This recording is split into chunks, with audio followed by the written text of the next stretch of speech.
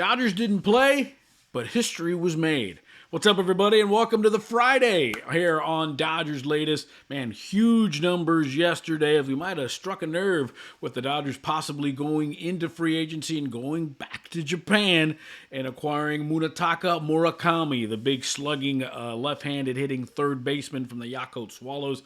Love to read all your comments, and we'll get into that today here on today's version of Dodgers Latest. Always hit me up right there, J-Rod Show, X and Instagram, and of course, like, subscribe, give the thumbs up on our YouTube page to each and every episode, and share, tell a friend.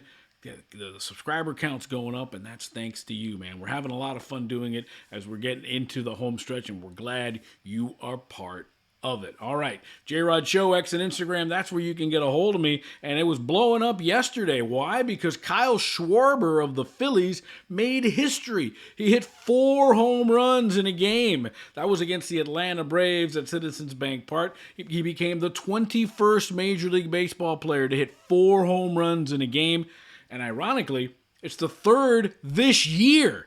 But for Schwarber, his MVP consideration continues to grow. And I guess that's the question we want to ask. You know, it seems like it's a 2-horse race, right, between Kyle Schwarber and Shohei Ohtani. I put up a poll on my X page, and, resoundingly, everybody picked Ohtani. So I'd love to just break it down. Who's your MVP, Schwarber or Ohtani? I mean, Schwarber, coming off that 4 home run game last night, obviously is getting a lot of attention. But when you look at the numbers, I think it's Ohtani by a mile, right? Schwarber, he leads the National League in home runs with 49, leads the major leagues in runs batted in with 119, although that RBI has seemed to be sort of a dirty little word now. Nobody likes the RBI as a stat. I still think it's important. But he leads the majors with 119 RBIs. But then there's Ohtani. 45 home runs, second to Schwarber. He leads the majors to Shohei with 123 runs scored, leads the National League in slugging, leads the National League in on-base plus slugging, 3rd in on-base percentage, 7th in hits, and oh, by the way, he's pitching. So while it's sexy and it's so recency biased to see what Schwarber did last night, and make no mistake, he is leading the Phillies into the postseason as he has put them on his broad shoulders. I think there's no doubt that Ohtani is the MVP in the National League. Shohei trying to win his fourth MVP already, trying to win his 3rd in a row, and that is rarefied air. A lot of guys have 3 MVPs. Not that it's nothing to sneeze at, but only one person has 4 or more Most Valuable Player awards, and that's Barry Bonds, who has 7. So Ohtani trying to break free from that 3 MVP mode and go to 4 MVPs.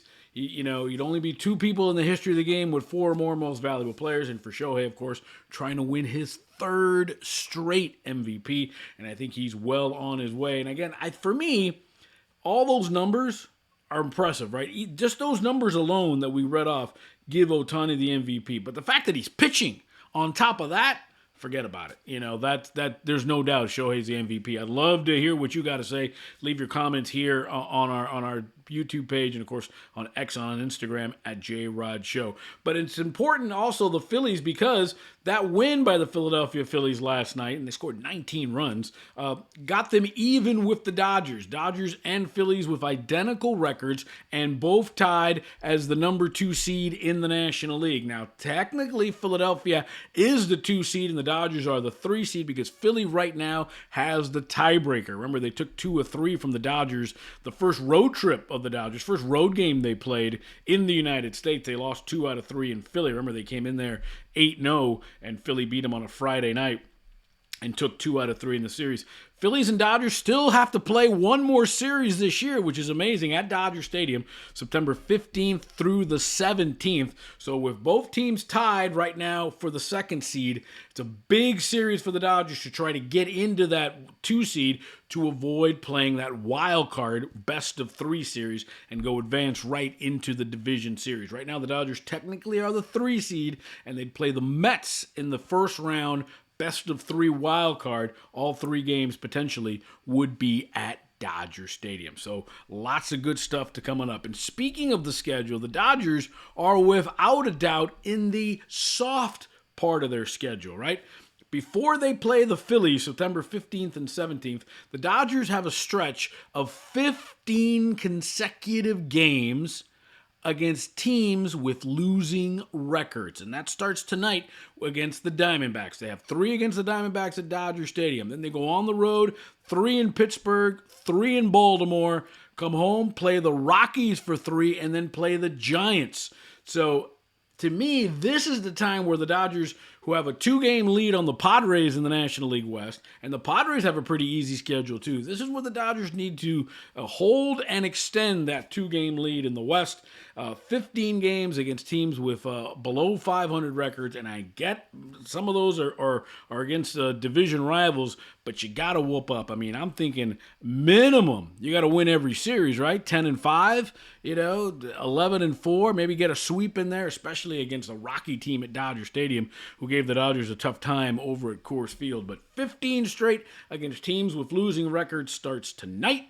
And no better way to get off on the good foot than knocking off the Diamondbacks, who are always a big rival. And speaking of which, pretty good matchup tonight at Dodger Stadium. It's Zach Gallen against Blake Snell. And Zach Gallen pretty much represents the kind of season the Diamondbacks are having. People thought the Diamondbacks, I did too, would be one of those wild card teams battling into the postseason. Shoot, they were in the World Series just a couple years ago, but Zach Gallen was their unquestioned ace, and his season this year pretty much sums up Arizona. He's 9-13. Look at that ERA balloon, 5.13. This guy's a Cy Young candidate, and he's just had an awful, awful year. He'll draw Blake Snell, who's making his 5th start since coming off the IL. Has a 1.97 ERA. Been brilliant. Pitched great in San Diego, despite losing 7 innings, 2 runs in that loss. But he has been great since coming off the IL. And the rest of the series, it'll be Tyler Glasnow on Saturday and Yoshinobu Yamamoto on Sunday. Then the Dodgers will take Monday off, hop on the bird, and go to a 6-game road trip. 3 in Pittsburgh, last place team. 3 in Baltimore, last place team. So you got to make hay during the stretch against 15 straight games against teams with losing records. All right, the big thing we talked about was, of course, we always want your comments. Love to hear what you got to say. We read them all. We respond to them. And we want you to be part of the show. And we had one that was a bit of a long one, but we brought up the fact about Munetaka Murakami, right? He's going to be 26 years old, 56 home runs in 2022 in Japan. He's at 253 home runs in 8 seasons. Left-handed batter, plays for the Yakult Swallows and plays third base. Max Muncy has a club option for next year. So the Dodgers, if they don't pick it up, he's a free agent. They could sign him to a 1-year, $10 million deal, which is pretty, affordable in today's market. But so I asked the question, I think they shouldn't sign Max Muncy. I think if they can go out and get Murakami, that's what they should do. Plus, they have the other members of the team. And we got a call. We got a comment, pretty long one, but here's a pretty interesting thought process. When I asked about, hey, can never have too enough Japanese players? Wrong. This is from Wild Western here. Freeland, Edman, and Kim are enough, and Muncy is worth the risk bringing him back for one more year in a make-it-or-break-it year. If Muncy produces next year and stays relatively healthy, which has been a problem for him, obviously, the Dodgers should then sign him to a 2-year, 1-year option contract. If not, Muncy, you trade him in July and look for the best free agent or trade available at third base. Very thought-provoking, very well-written message there. Again, to me, you can't trade him if he has a bad year next year because you're not going to get anything for him. I don't think it'll be a Michael Conforto situation. But listen, I think you try to get Murakami. I think that's just good practice. It's just what teams with high payroll and teams that are committed to winning do. You got to go out and get the best player out there right now. And Murakami is going to be the best free agent out there. Doesn't matter that he's not from the United States, that he's in Japan. He is the best free agent out there. It's going to cost a mint And yeah, you can get Muncy for on the cheap 1 year, $10 million if Murakami doesn't work out, if you can't post him, if someone outbids you, Yankees, Cubs, Red Sox, something like that. But I just don't know if Max Muncy, who was 7th all time in the Dodger home run list, is worth the juice, is worth that squeeze anymore. The man can't stay healthy anymore. And I love Max Muncy. I think it's one of those kind of like a Justin Turner situation. I think Justin Turner and Max Muncy are probably one of the greatest free agent signings the Dodgers have made. Remember, they literally picked Turner off the scrap heap. They picked Muncy off the scrap heap, and they turned out to be two of the most impactful players in LA Dodger history. If you can't get Murakami, then I think you have a chance. You take a chance with Muncy, but the viewer even said it. You've got Freeland, you've got Kim.